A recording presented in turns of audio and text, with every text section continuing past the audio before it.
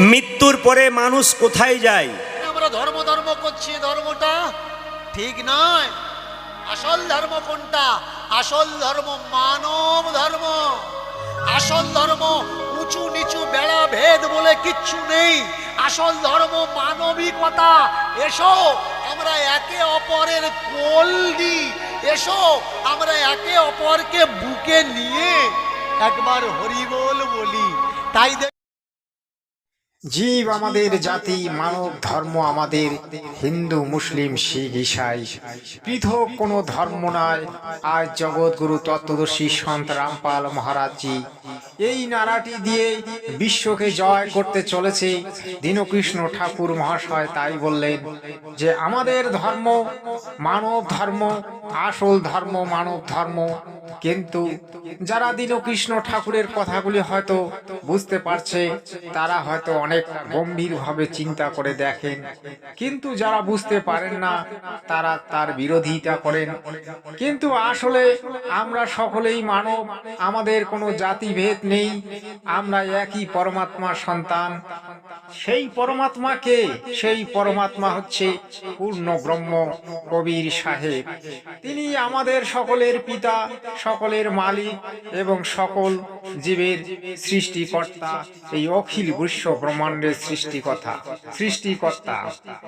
আজ আপনারা শ্রীকৃষ্ণ বলছেন, বিষ্ণু বলছেন, হরে কৃষ্ণ হরে রাম রাধে শ্যাম, বিভিন্ন নামে আপনারা ভগবানকে ডাকার চেষ্টা করছেন, বিভিন্ন দেবদেবীর পূজা করছেন, কেউ ওম নমঃ শিবায় বলছেন, বিভিন্ন ভাবে আপনারা লাখো লাখো টাকা খরচা করে যাগযজ্ঞ অনুষ্ঠান করে পূজা পার্বণগুলি করছেন।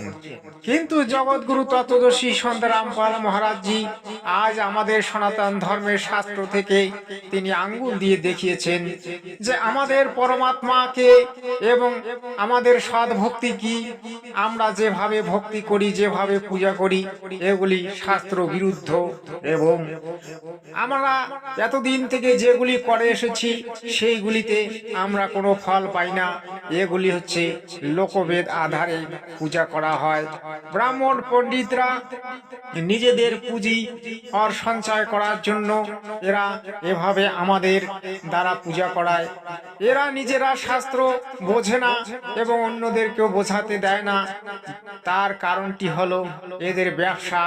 এদের ব্যবসাটাকে এরা বড় মনে করে, কিন্তু মানব সমাজের কল্যাণের জন্য এরা চিন্তা করে না। তাই আপামর জনতার কাছে অনুরোধ রইল যে আপনারা একবার শাস্ত্রগুলি খুলে দেখুন এবং কে সত্য বলছে কে মিথ্যা বলছে এই কথাগুলিকে বিচার করে দেখবেন। আগে দেখুন কি বলছে দীনকৃষ্ণ ঠাকুর মহাশয় সৎসাহেব। দেখে নিন, হাজারো হাজারো মানুষ ধর্মের নাম করে, কপালের নাম করে, দুর্ভাগ্যের নাম করে তাদের কাছ থেকে শিক্ষার সংস্কার কেড়ে নিয়ে অন্ধকারের দিকে ঘাড় ধাক্কা ঠেলে দেওয়া হচ্ছে যে এটাই সত্য। সত্য কখনো অন্ধকারে থাকে না। সত্য থাকে কোথায়? সত্য থাকে আলোর ভিতরে। আজ পর্যন্ত যারা শেখাচ্ছে চোখ বন্ধ করো ঠাকুর দেখতে পাবে, ভাই চোখ বন্ধ করলেই তো অন্ধকার। প্রিয় দর্শকগণ, আপনারা শুনলেন দীনকৃষ্ণ ঠাকুর মহাশয়ের কথা কীর্তন। দীনকৃষ্ণ ঠাকুর মহাশয় বললেন সত্যকে যে মানে না আর সত্যের পথে যে চলে না সে কখনো ধর্মকে পালন করে না। ধর্মের অপর নাম হচ্ছে সত্য। সত্যকে স্বীকার করার মতো যার ক্ষমতা আছে সেই ধর্মকে পালন করতে পারে। মহাভারতে যদি আপনি দেখেন তাহলে ধর্মরাজ যুধিষ্ঠির সত্যের জন্য রাজপাট ত্যাগ করেছিলেন, বনে বনে ঘুরে বেরিয়েছিলেন এবং তিনি সত্যের প্রতিষ্ঠার জন্য আজীবন লড়াই করেছিলেন এবং শেষ পর্যন্ত সত্যের বিজয় হয়েছিল। তাই আপামর জনতার কাছে আমার দৃষ্টি আকর্ষণ রইল যে আপনারা সত্যকে স্বীকার করতে শিখুন এবং সনাতন ধর্মের 4 বেদ, 18 পুরাণ, 6টি শাস্ত্র কি বলছে সেটা নিজে চোখে দেখার চেষ্টা করুন। আমরা এতদিন থেকে শুনে এসেছি সকলের মালিক একজন, সেই সকলের মালিককে আজ জগৎগুরু তত্ত্বদর্শী সন্ত রামপাল মহারাজজি আমাদেরকে দেখিয়ে দিয়েছেন। কিন্তু সেই সকলের মালিককে আমাদের দেশের পণ্ডিতরা, আমাদের দেশের সাধু সন্তরা লুকিয়ে রেখেছিল। তারা বলেছিল পরমাত্মা নিরাকার, কিন্তু পরমাত্মা নিরাকার নয়, পরমাত্মা সাকার এবং মানুষের আকৃতি বিশিষ্ট। তিনি সত্যলোকে থাকেন, তিনি রাজার মতো সেখানে বিরাজ করেন, তার জন্ম মৃত্যু হয় না, তিনি অবিনাশী, তিনি হচ্ছেন পূর্ণ ব্রহ্ম কবির সাহেব। আপনারা আমার ভিডিওতে চিত্রটি দেখতে পারেন এবং নিচে আমি লিখে দেই পূর্ণ ব্রহ্ম। আমি এমনি এমনি লিখি না, হয়তো আমার ভিডিওগুলি অনেকে পছন্দ করেন না, কিন্তু আমি সত্য দেখানোর চেষ্টা করছি, বাংলার মানুষকে জাগরিত করার চেষ্টা করছি, যাতে তারা সত্য জানে যে আমাদের পরমাত্মাকে, সকলের মালিক একজনকে। সেই পরমাত্মার ভক্তি করলে আর কোনো দেবদেবীর ভক্তি করার প্রয়োজন হয় না।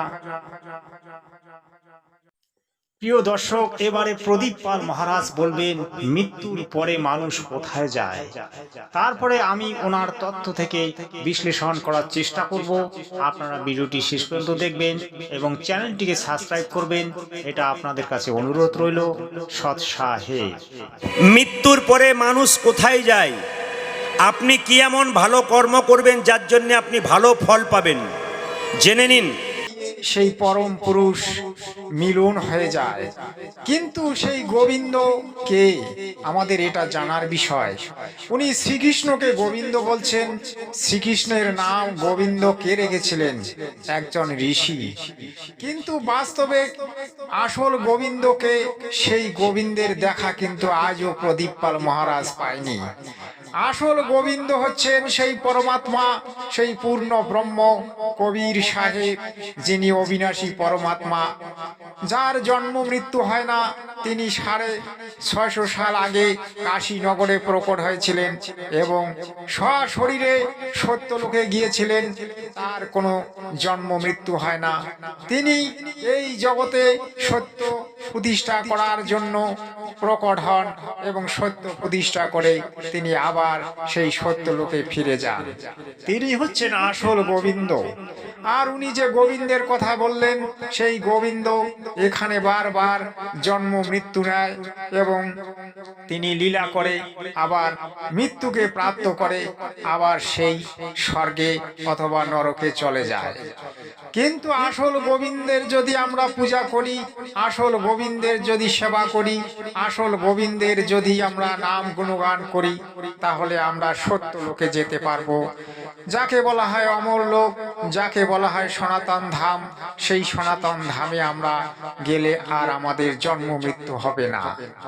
বাকি রইল, তিনি বললেন আমাদের 9টি ছিদ্র, 9টি ছিদ্র তিনি উদাহরণ দিয়ে বললেন, কিন্তু আসলে আমাদের দেহে 12টি ছিদ্র আছে।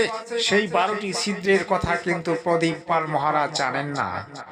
সেই 12টি ছিদ্রের মধ্যে যে আমাদের মস্তিষ্কের দেখবেন একটি ছিদ্র আছে, যেটাকে আমরা ঘিলু বলি বা অনেকে অনেক ভাষায় অনেক কিছু বলে। সেই মস্তিষ্কের উপরে যে ছিদ্রটি আছে, সেই ছিদ্রটি দিয়ে যদি আমাদের জীবাত্মা বেরিয়ে যায়, তাহলে সেই জীবাত্মা মোক্ষ প্রাপ্ত হয়। তিনি আর এই জগতে ফিরে আসেন না, তিনি সত্য লোকে গিয়ে সেখানে অমর দেহ প্রাপ্ত করে, সেখানেই বাস করেন। কিন্তু প্রদীপ পাল মহারাজ অতটা জানেন না, কারণ ওনার আশ্রম গোবিন্দ, হরে কৃষ্ণ, বিষ্ণু, ব্রহ্মা, ওম নমঃ শিবায়, দুর্গা এতটুকুই জানেন। পরম তত্ত্ব জ্ঞান, আত্মতত্ত্ব জ্ঞান সম্বন্ধে এদের কোনো নলেজ নেই, তাই এরা এতটুকুই জ্ঞান জনসমাজের মধ্যে প্রচার করেন। মানুষ মৃত্যুর পরে কোথায় যায় আমাদের গীতায় পূর্ণভাবে ব্যাখ্যা করা আছে। গীতায় বলেছেন যে দেবতার পূজা করে সে দেবলোক, যে পিতৃ পূজা করে সে পিতৃলোক, আর যে ভূত প্রেতের পূজা করে সে ভূতলোক, আর যে ব্রহ্মের সাধনা করে সে ব্রহ্মলোক, আর যে শিবের সাধনা করে সে শিবলোক, যে বিষ্ণুর সাধনা করে সে বৈকুণ্ঠ লোক, আর যে সেই পরম ধামের সাধনা করে, যে সনাতন ধামের সাধনা করে সে সেই শাশ্বত সনাতন ধামে পৌঁছে যায়। সেই শাশ্বত সনাতন ধাম হচ্ছে অমরলোক।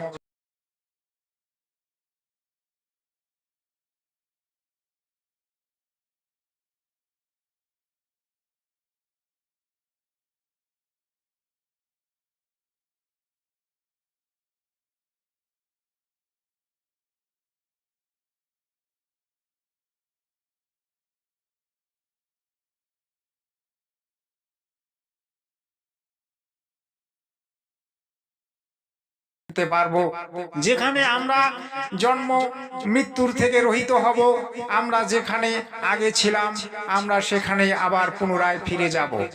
জগৎগুরু তত্ত্বদর্শী সন্ত রামপাল মহারাজজি আজ এটাই বোঝাতে চেয়েছেন যে এই পৃথিবী লোক অত্যন্ত ঘৃণিত লোক। এই ঘৃণিত লোকে থাকার থেকে আমরা যেখানে ছিলাম সেখানেই যদি ফিরে যাই তাহলে আমাদের এই জন্মচক্র থাকবে না, আর আমরা আমাদের নিজ ঘরে ফিরে যাব। আপনি যদি নিজ ঘরে ফিরে যেতে চান তাহলে সত্য সাধনা করুন, আর সদ্গুরু রামপাল মহারাজের কাছে দীক্ষা নিয়ে নিজের মানব জীবনকে ধন্য করুন, আর মোক্ষ লাভ করে আপনি চিরকালেই 84 লাখ জনির থেকে মুক্তি প্রাপ্ত হন। আপনার কাছে এটাই অনুরোধ রইল যে আপনি অবশ্যই এই চ্যানেলটিকে সাবস্ক্রাইব করবেন, লাইক করবেন, শেয়ার করবেন এবং আমার ভিডিওগুলি দেখার চেষ্টা করবেন। তাহলে আপনি সত্যটিকে জানতে পারবেন সৎসাহে।